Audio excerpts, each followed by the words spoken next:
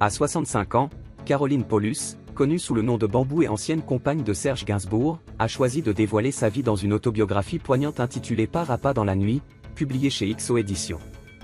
Invitée sur les ondes de France Inter, elle est revenue sur une enfance marquée par une souffrance indicible qu'elle qualifie pudiquement de « pas facile ».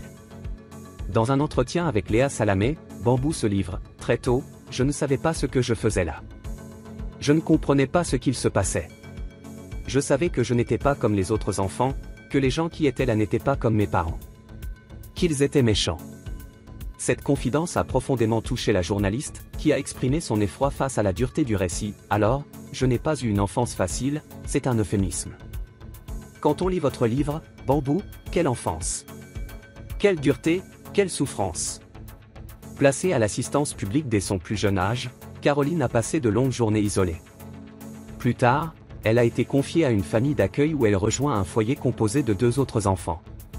Elle raconte « Vous serez Cosette. Votre mère adoptive, en vous voyant, va vous dire « Tiens, voilà le colis. » Atroce famille, vous allez vivre un enfer avec eux. Ils vont vous maltraiter, vous priver de nourriture, vous battre, vous faire avaler votre vomi quand vous vomissez. À 6 ans, votre cadeau de Noël, c'est un martinet.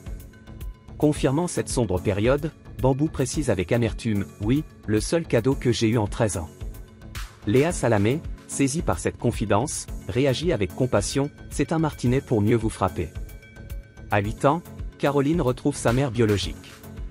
Cependant, cet instant tant espéré se révèle glacial et traumatisant, elle n'a aucun comportement de mère.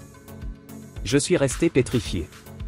Sur 6 enfants, 5 filles et un garçon, elle n'aimait que 2 filles parce qu'elles étaient les plus jolies. Moi, je ne l'étais pas. J'ai appris plus tard qu'elle n'aimait pas mon père et que leurs enfants n'étaient pas désirés, raconte-t-elle dans une interview au Parisien. À travers ces mots, Bambou dévoile une enfance marquée par le rejet et l'abandon, offrant un témoignage puissant sur la résilience face aux souffrances les plus profondes.